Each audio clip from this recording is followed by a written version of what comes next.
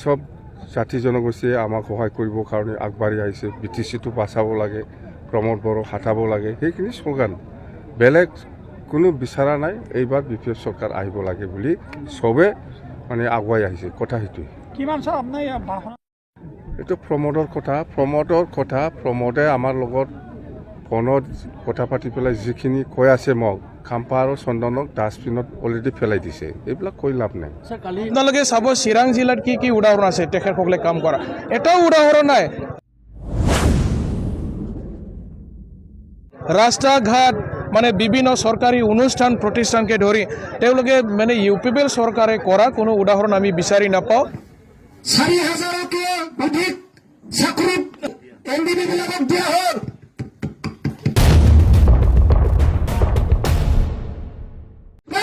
Sasibin meeting police army CSSB sasibin montarake umbawa kai kata pata kumbai. खुलुमबाय रायजोफोर आरोबाव फिथांखि blog YouTube चेनेलनिफ्राय रायजो राजाफोरनिसिम अननाय आरो खुलुमनायखौ बावहरग्रोनाय जाबाय। आसा खालामदों भिडिअखौ जोबजासे नायलांगोन होननानैहाय। रायजोफोर जोङो सिगाङावनो इन्ट्र'आवहाय BPFनि चिफ हाग्रामा महिलारि सारनि बुंनाय खोथाखौहाय जोङो खोनाखाबाय। बिथाङा मोनफ्रोमबो बाथ्रायावनो सोरखौबा थांखिनानै रायाब्ला माब्लाबाबो गोजोना बे बाथ्राखौ आं सिगां बुंखादों। दा बिथांनि बायदिब्ला बर' हारिनि थाखाय मात्र गादिल' नांगौ। बर' हारिया रावजोंबो सिनायजानो नाङा। आरो बर' हारिनि थाखाय मा खामानि मावगोन बेनि जेबो नलेजआनो गैया होननानैसो आं सानो BPFनि दैदेनगिरिफोरनि सायावहाय।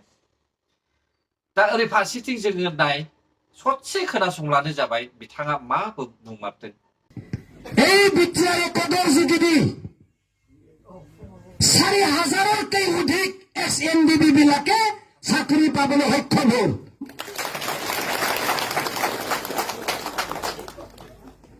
এই কদৰ জিগিদি বিটিআৰৰ উন্নয়নৰ কাম কৰিবৰ কাৰণে 1500 কোটি ফাণ্ড দিয়া হ'ল। মাইদি ফাণ্ড মিছা কৰা নাই। চাকৰি পাইছে পোৱা নাই ঘৰে ঘৰে?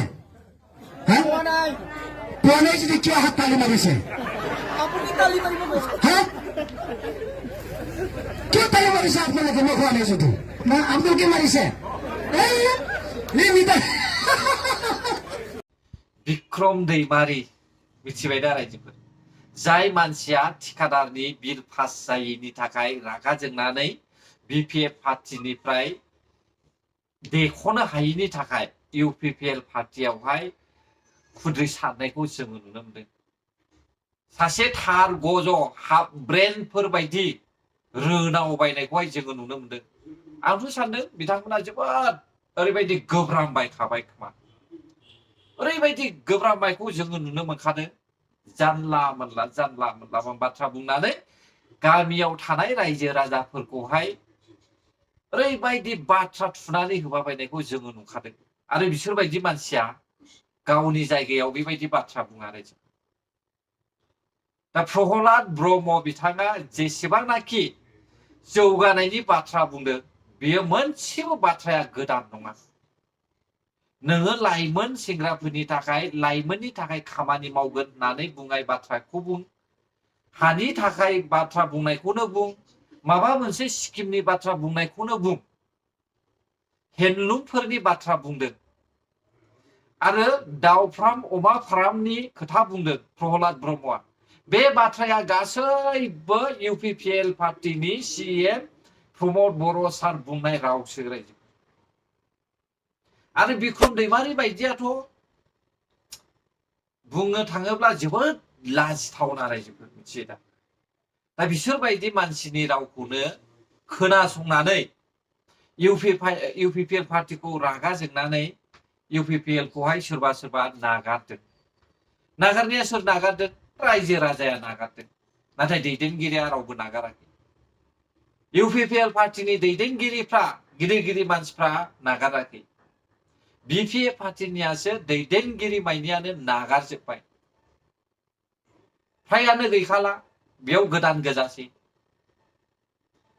दा बेनिखायनो आं सानबाय थादों जोंनि बर' हारिया BPF पार्टिखौ मानो सापर्ट खालामो? एक नाम्बार दै सिगांनि समाव BPF पार्टियावहाय जब कार्डआ बयनिबो आखायाव थायालासे साफा साफा मेम्बारनि आखायावहाय जमा जानानै थायोमोन।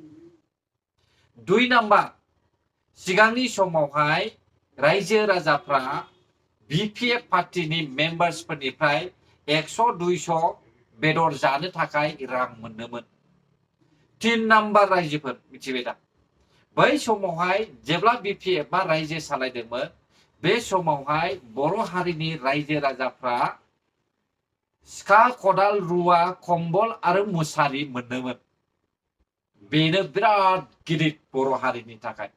नाथाय बै समनिफ्रायनो आं नुखादों BPF पार्टिया मा खामानि मावो आरो BPF नि चिफ हाग्रामा महिलारिया दिनैबो बुंदों बिथाङा रायजो जुदि सालायनो मोनबावोब्ला सासनाव फैबावोब्ला 2025 मायथाइनि BTC इलेक्शनाव देरहायोब्ला सिगाङाव आं जा मावदोंमोन बेबायदिनो मावगोन। बे खुगानि रावा हाग्रामा महिलारि सारनिफ्रायनो ओंखारदों। नंगौना नङा रायजोफोर? दा बे भिडिअखौहाय आं लायाखै थेवबो आं बे रावखौहाय खोनादों। सिगां आं जा मावदों बेबायदिनो आङो मावगोन होननानैहाय हाग्रामा महिलारि सारा बुंदों। अब्ला सिगांनि खामानिया मामोन हाग्रामा महिलारि सारना? बै गारबोनाय बोसोर 17 बोसोरनि गेजेरावहाय BPF पार्टिनि चिफनि खामानिया मामोन? एसे कमेन्टआव खोन्थाहरलाय। आंबो खोनासंनो लुबैदों सोर सोर मा मा बुङो। बेखायनो आं बुंबाय थादों जे दिनैनि समावहाय जोंनि बर' हारिनि पलिटिक्सआ बर'जों बर'सो नांदों। गुबुन हारिजों भारत सरकारजों नाङाखै। दा बे बाथ्राफोरखौ लानानै एक्स एनडिएफबि माखासे न'खरनि मानसिफ्रा बुंगोन आंखौहाय एनडिएफबिफ्रा मानो रिहेबिलिटेसन मोनाखै, मानो दासिमबो अनसुंथाइ मोनाखै, बेनि खेथ्रआवबो आं बुंगोन माखासेखौहाय सोरबा कमेन्ट हरोब्ला जाय मानसिफ्रा एकद जाखांनायनि उनावहाय गावस्रानानैहाय खौसे जानानै थानो रोङाखै एनडिएफबिफ्रा बिसोर बायदिया सुबिदा मोनाखै दासिमबो। जेराव बिसोरखौहाय लिस्टखौनो होखायाखैब्ला माबोरै सुबिदा मोननो रायजोफोर? बेखौथ' जों बुंनांगोन ना, गाज्रि मोननानै लाब गैया।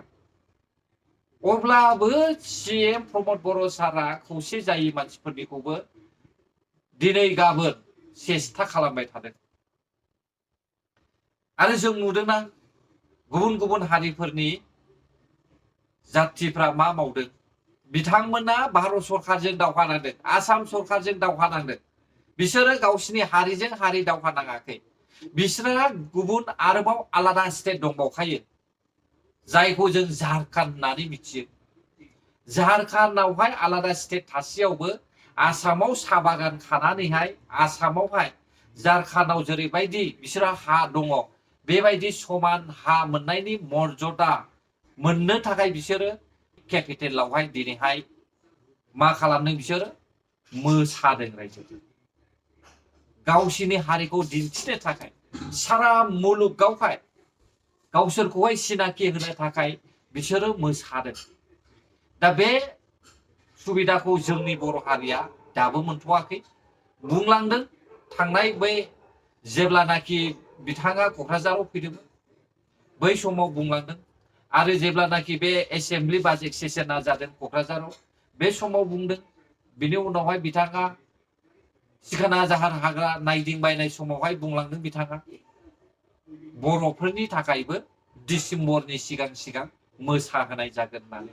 दा बे सुबिदाखौ लानांगौब्ला जोंनि बर' हारिया UPPL पार्टिखौ सापर्ट होआब्ला अब्ला बे सुबिदायाबो फैनाय नङा। बर' हारिखौहाय मुलुगावहाय सिनायहोनो थाखाय मोनसे सुबिदा लानायखौबो जोङो मोननाय नङा। बेयो खाथांखा रायजोफोर। BPF पार्टिनि थांखिया मा?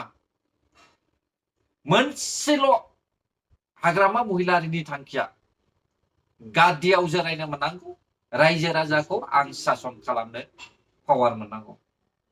बिनि अनगा गुबुन जेबो गैया। बेजों लोगोसे दैदेनगिरिफोरनि थांखियाबो बेनो BPF जों थाफानांगौ रां रुफा आरजिनानैहाय धोन सम्पति आरजिनानैहाय गाव गावबागाव उदै बुद्दां उन्दुनानै थानांगौ बाखि जेबो गैया रायजो नों कास्टमखौनो होन बिक्रमखौनो होन प्रहलाद ब्रह्मखौनो होन रिन्जय बर'खौनो होन सेम एखे बिसोरनि थांखिया एखे जेबो बिसोरो हारिनि थाखाय सानग्रा नङा जों लेक्सार होनायावनो आन्दाज मोनखायो रायजोफोर आंथ' लेक्सार होनायावनो आन्दाज मोनो सोर मानसिया मा सानदों दा बेनिखायनो आं सानदों जायफ्रा बिपिएफ पार्टिखौहाय सापर्ट खालामदों बिथांमोननि थांखिया मात्र धोन सम्पतिनि आरो बै समावहाय इदिनो सिखा रुवा खदाल मोनदोंमोन कम्बल मुसारि मोनदोंमोन 100-200 मोनदोंमोन ना बेदर जानो थाखाय मेम्बार्सफ्रा होदोंमोन बेखायनो रायजो राजाफ्रा बे 100-200 ना बेदर जानो थाखाय फैसाखौहाय दिनैनि समाव मोनाखै इउपिपिएल पार्टिनि मेम्बार्सफ्रा बेबायदि सुबिदा होआखै मात्र मोजां मोजां खामानिखौल'सो थांखि लानायखौ नुदों बेनिखायनो दानि रायजो राजाफ्रा सिगां जे मोनबाय नै बैसोर बायदि सुबुङा इउपिपिएलखौहाय मोजां मोनाखै नंगौना नङा दे रायजोफोर अब्ला रायजोफोर भिडिअआव बेसेखिनियानोमोन नोंथांमोननि थाखाय गोरोन्थि जाबायब्ला आंखौ निमाहा हो आरो जुदि नोंथांमोना भिडिअखौ नायनानै मोजां मोनदोंब्ला हायोब्ला like share comment and subscribe खालामनानै लाब्लानो जाबाय गोजोन्थों भिडिअखौ जोबजासे नायनायनि थाखाय बर' हारि जै जाथों जै बर' हारिनि